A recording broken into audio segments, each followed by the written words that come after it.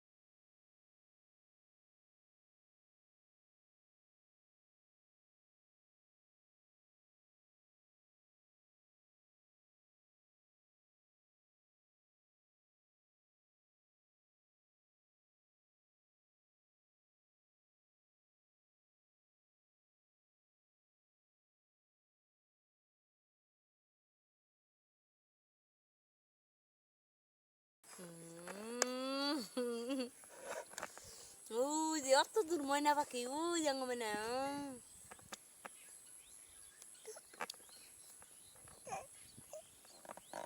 জানাবি তুমি যাও।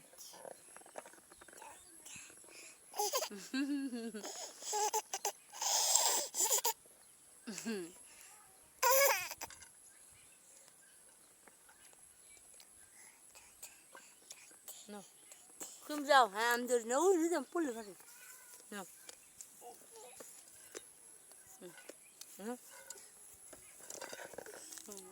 ওই যে ওই যে মানে ওই যে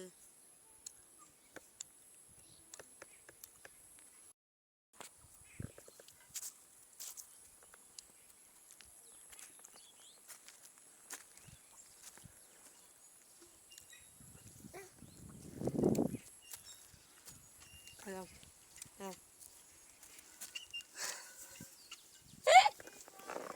এই দেখছ মানে ওই যে দেখ রিকা না পড়ে তুই খারা আইন পড়ে যাবো গা পড়ে যাবো না পড়বি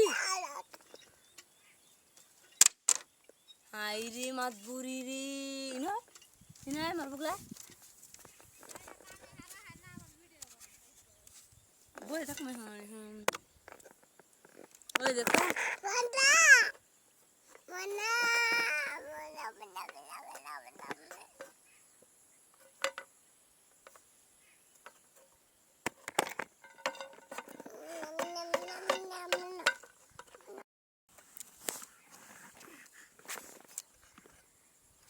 আমার আম্মুটা খেলাধুলা করে অনেকটা ক্লান্ত হয়ে দেখো কি সুন্দর করে ঘুমাচ্ছে তোমরা দেখো আমার আম্মুটাকে কেমন লাগছে ঘুমানোর অবস্থায় কমেন্টে এটাও জানাইও কিন্তু আমাদেরকে সাপোর্ট করো বেশি বেশি করে টাটা বাই বাই আজকের ব্লগটা খুদা হাফেজ তোমরা সবাই দোয়া করো যাতে আরও অন্য একটা ব্লগ দিতে পারি আমি অনেক দিন পর আজকে আবার ব্লগ ছাড়লাম কারণ আমি অনেকটাই অসুস্থ হসপিটালে গেছিলাম ডাক্তারে অনেক ওষুধ খাইতে দিচ্ছে তাই আর কি যে একটু ভালো লাগে না তাই আর কোনো ব্লগ ছাড়া হয়নি মানুষে বলেছে না যে মনটা যদি শান্তি থাকে তাহলে অনেক কিছু করতে ইচ্ছা করে তাই আর কি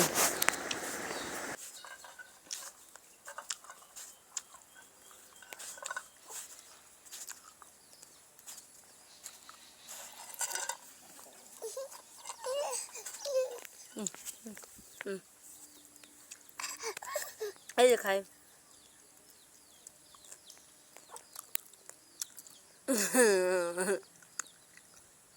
có ao trát ra